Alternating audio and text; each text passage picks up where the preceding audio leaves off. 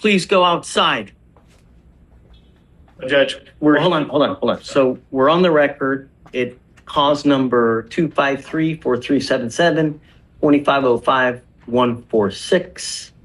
I think that's all we have here, right? Yes. Yes. Okay, so guys, for the record, please announce yourselves. State. Anna Eady, EADY, for Mr. Wiggins. Nathaniel Munier spelled M-U-N-I-E-R, also for the defense. So hold on, before you get into anything, state. You wanted to bring something to the court's attention. Yes, Judge. So we had received a call that Mr. Wiggins was in violation of the protective order that was in this VPO, and that he was reaching out to the complainant witness in this case. We have checked the jail calls. Those jail calls show that since March 24th, which is, of course, after the October VPO, since just March 24th, we have 293 calls made to the complainant's phone number. Just yesterday, we had, I believe, 28 calls to that number as well. So in one day, you're saying he made how many calls? So yesterday, he attempted 28 calls to the complainant's phone. So, Judge, I'm going to preface this conversation with, Miss Eady texted me about 10 minutes ago, so I came up on short notice on this. But my understanding is that there's no longer a protective order in effect because it's been long enough that the protective order. There's an order for him not to have any contact with her. Are those part of his bond conditions? Yes. My client's not on bond. Well, he is not supposed to have any contact with her whatsoever. I understand, Judge, but the way that this court and other courts in the county have structured those conditions have been bond conditions, which my client is not on a bond. He is in custody. He has not broken. I have ordered him, even though he's in custody, not to call her. I understand, Judge. Assuming that he had violated some form of a court order that is not a bond condition, I believe the appropriate remedy would be contempt, and which would be a separate criminal proceeding. At the same time, for Ms. Eady talking to me today, it sounds like that the court was going to order ag-seg in the jail, so the formal. The only way that we can revoke phone privileges on someone is ag-seg. Yes, Judge. My issue with that is it's a hammer when a scalpel is needed. So while I understand that the district attorney's office has alleged that my client is called a victim in this case, there's no protective order in place. The bond conditions are not in effect because he's not on bond. Thus, no crime has taken place. And third to that, Judge, if he's to move to ag-seg, he would not. Hold on. 300 prison calls? Mr. Wiggins made hundreds of calls to the complainant, even 28 just yesterday. The judge is furious. This courtroom is about to explode. Not be able to make any phone calls, not just to the victim, but anyone, including counsel, which while we are here on a misdemeanor, he is in custody on a felony and relatively serious felonies, and not being able. Okay, I understand your plight. Yes, Judge. But there are other remedies for you to be able to communicate. Letters, in person. But the only way for me to be able to ensure that the complaining witness is not called is to put him in segregation. That's the only way. Judge, the problem is nobody would be able to call, including our office as well as his felony attorneys. Letters through the jail are notoriously slow. A letter to my mother, who lives in the same city, takes 4 days. Add in the jail, you're taking over a week. I'm willing to put him on the docket one time a week so you guys can have contact. Which the problem is, Judge, we would no longer be able to have any form of private contact, and that would only take care of the misdemeanor and not the felony. And not to be impolite, Judge, him having conversations with us are saying, hey, what's going on with the felony? And any jail visits that take place in ag-seg are actually recorded.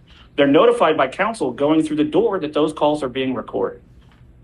I don't have any other option to not prevent phone calls. This would violate my client's 5th, 6th, 8th, and 14th, off the top of my head, constitutional rights.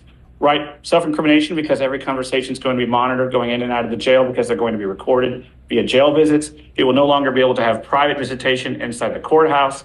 You can pull him out. You can have private visitation in the rooms there. It's not about me, Judge. It's about felony court is a serious issue. But that's the. Why are you worried about felony court? Because that's why he's in, Judge. Then Well, that's it's also in because of ours. Our bonds are at $60,000. I understand, Judge, but the reason that this is taking as long as it is and it's been taken as serious as it is because he's in custody on a felony. And this court making him to where he cannot participate fully with counsel is There are other means for you guys to participate, but I've ordered you not to have contact with her. You've called her now over 300 times.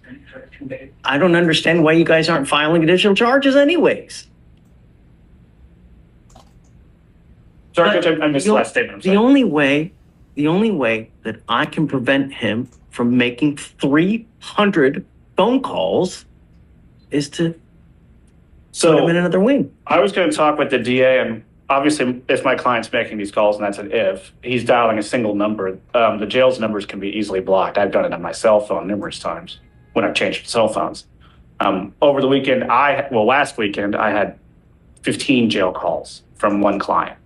And as annoying as that is, it's very easy to block it on your cell phone. And I assume the victim could do the same. I have not heard anything from the state. Tell the victim what to do, Nathan. I'm not going to say, can you please block your number so we can't call you?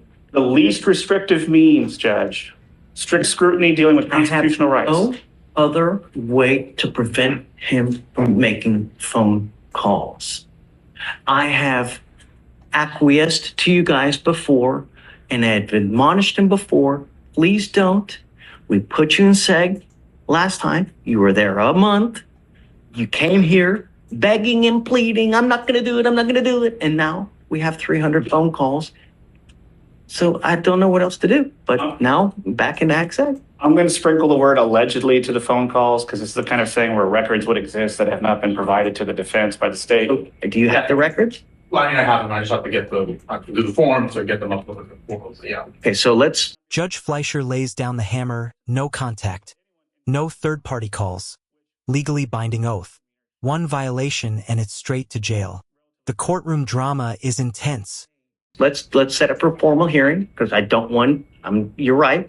I don't want to give you state the benefit of the doubt without him actually or Anna actually seeing it and seeing that the phone calls were actually made. So let's set up for a formal hearing. How soon can you get him the evidence? I'm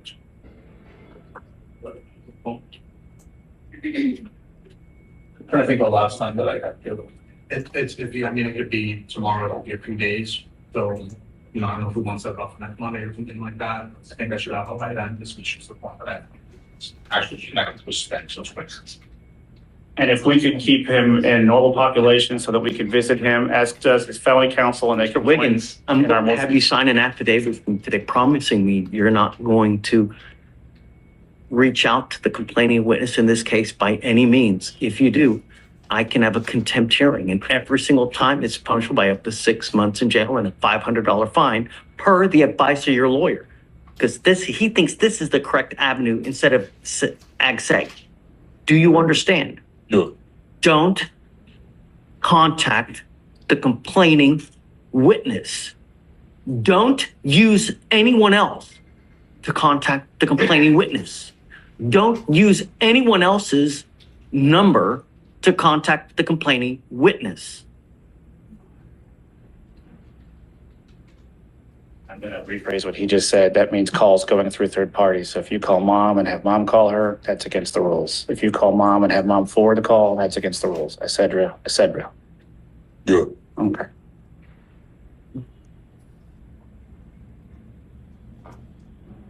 This is the affidavit that you're going to sign promising me you're not going to contact her or the complaining witness in any of my misdemeanor cases.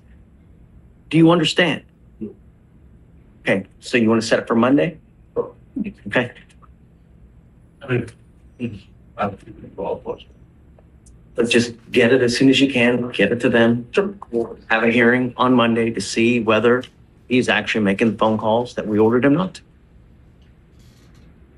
This is you swearing that you will not make these calls. And let it be clear that I truly have no least restrictive means than to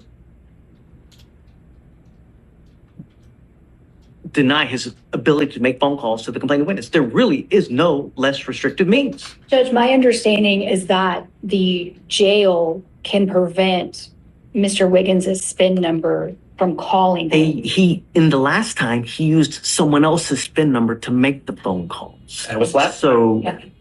well, we'll see this time. I don't know. Okay, all right. Just before we tell the record, Mr. Wiggins, I want you to make this aware that this is the court having you swear, which is legally binding, that you will not be making any calls.